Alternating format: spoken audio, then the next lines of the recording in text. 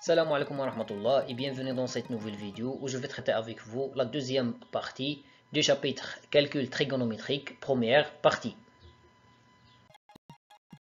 Dans cette vidéo, on va voir deux notions, cercle trigonométrique, abscisse curviligne d'un point d'un cercle trigonométrique.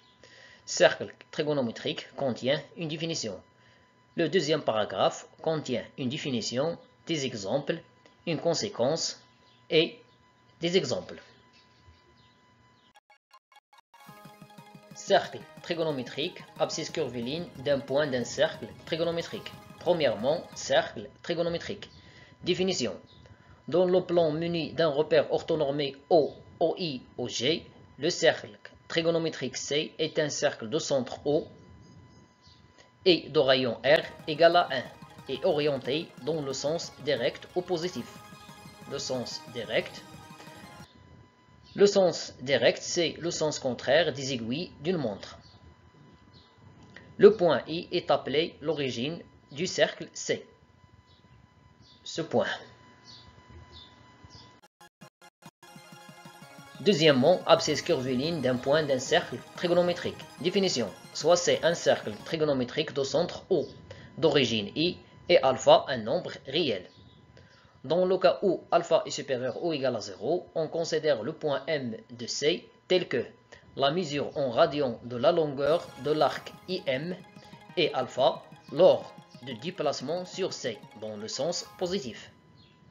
Dans le cas où alpha est inférieur strictement à 0, on considère le point M de C tel que la mesure en radians de la longueur de l'arc IM et moins alpha lors du déplacement sur C dans le sens négatif. Dans les deux cas, alpha s'appelle abscisse curviligne du point M sur C et on écrit M entre parenthèses alpha. Si alpha appartenant à l'intervalle semi-fermé à droite, moins P, on dit que alpha est l'abscisse curviligne principale du point M. L'abscisse curviligne principale est unique. Si alpha est une abscisse curviligne du point M sur C, alors alpha plus 2kp avec k appartenant à l'ensemble Z est aussi une abscisse curviligne de M. C'est-à-dire que les points de C d'abscisse curviligne alpha et alpha plus 2kp avec k appartenant à Z sont confondus. Des exemples. Déterminons une abscisse curviligne de chacun des points I, G, I', J', A, B, C et D. On a 0 est une abscisse curviligne du point I. P sur 2 est une abscisse curviligne du point G. La longueur de cet arc est P sur 2. P est une abscisse curviligne du point I'. La longueur de l'arc I' égale à P. Ainsi, moins P est une abscisse curviligne du point I'. Moins P dans le sens négatif. Moins P sur 2 est une abscisse curviligne du point G'. P sur 4 est une abscisse curviligne du point A. On a de I jusqu'à G, la longueur de l'arc égale à P sur 2. Et ici, c'est la moitié, c'est-à-dire P sur 2 égale à P sur 4. 3P sur 4 est une abscisse curviligne du point B, car ici, P sur 4, P sur 4, P sur 4. Alors, 3P sur 4. 5P sur 4 est une abscisse curviligne du point C, bien sûr dans le sens positif. Voilà 1P sur 4, 2P sur 4, 3P sur 4, 4P sur 4, puis 5P sur 4. Ainsi, moins 3P sur 4 est une abscisse curviligne du point C, dans le sens négatif. Voilà moins P sur 4, moins 2P sur 4 et moins 3P sur 4. Moins P sur 4 est une abscisse curviligne du point D, dans le sens négatif. Dans le sens positif, on obtient 1P sur 4, 2P sur 4, 3P sur 4, 4P sur 4, 5P sur 4, 6P sur 4, puis 7P sur 4.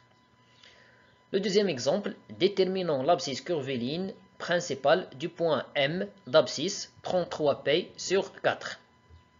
La première méthode. On a 33π sur 4 égale π plus 32π tout divisé par 4. Après, on va séparer cette fraction. On obtient π sur 4 plus 32π sur 4. 32 sur 4 égale à 8.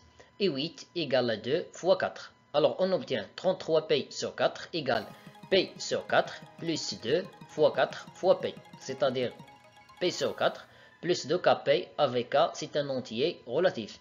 Et p sur 4 se trouve entre moins p et p. Cela résulte que l'abscisse curviligne principale du point M d'abscisse curviligne 33π sur 4 est le nombre p sur 4. La deuxième méthode, soit alpha, l'abscisse curviligne principale du point M d'abscisse curviligne 33π sur 4. Alors, il existe un entier relatif k, c'est-à-dire k appartenant à z, tel que alpha égale 33π sur 4 plus 2kp avec alpha se trouve entre moins p et p. On a alpha se trouve entre moins p et p, signifie que 33π sur 4 plus 2kp se trouve entre moins p et p. Alors pour les étapes suivantes, on va essayer de déterminer la valeur de k, sachant que k appartenant à z. Premièrement, on va retrancher le nombre 33π sur 4, dans tous les côtés, l'ordre ne change pas. Ici, la somme de deux nombres opposés égale à 0, donc il ne reste 2kp. Et pour les extrémités, on va mettre au même dénominateur. Alors on va multiplier et diviser moins p par 4. Même chose se répète pour p. Moins 4p sur 4, moins 33p sur 4, ça fait moins 37p sur 4. 4p sur 4, moins 33p sur 4, ça fait moins 29p sur 4. L'étape suivante, on va diviser tous les côtés par le nombre strictement positif de p. L'ordre ne change pas. Ou bien on va multiplier par 1 sur 2p. On va simplifier par p, ici par 2p et ici par p. Donc il ne reste qu'à se trouve entre moins 37 sur 8 et moins 29 sur 8. Moins 29 sur 8, c'est environ moins 3,6. Moins 37 sur 8, c'est environ moins 4,6. Puisque k est un entier relatif, cela signifie que k égale à moins 4. Par suite, alpha égale 33p sur 4 plus 2kp avec k égale à moins 4. C'est-à-dire alpha égale 33p sur 4 plus 2 fois moins 4 fois p. C'est-à-dire 33p sur 4 moins 8p.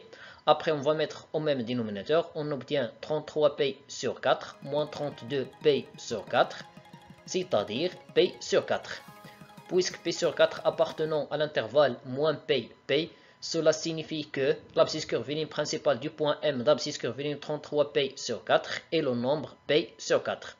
Conséquence, si x et y sont deux abscisses curvilignes d'un point M, alors il existe un entier relatif k, tel que x moins y égale à 2kp. On dit que x est congrès à y modulo 2p et on écrit cette écriture. Des exemples. Le premier exemple, vérifions si la relation x est congrès à y modulo 2p est vraie, tel que x égale 35p sur 4 et y égale moins 5p sur 4. On a x moins y égale 35p sur 4 moins 5p sur 4, c'est-à-dire 35p sur 4 plus 5p sur 4 égale 40p sur 4 égale 10p. Et on sait que 10 égale à 2 fois 5. Donc on obtient x moins y égale 2 fois 5 fois p, c'est-à-dire 2kp avec k égale à 5, c'est un entier relatif. Cela signifie que x est congrès à y modulo de p. C'est-à-dire que x et y sont deux abscisses curvilignes du même point.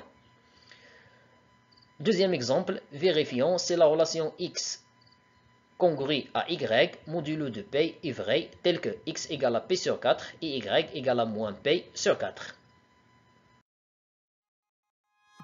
On a x moins y égale p sur 4 moins p sur 4 égale p sur 4 plus p sur 4, donc égale à 2 sur 4 fois p.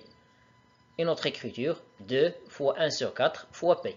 Donc x moins y égale 2kp avec k égale à 1 quart n'appartenant pas à z. Cela signifie que x et y sont deux abscisses curvilignes de deux points différents. C'est tout pour cette vidéo, merci et à bientôt.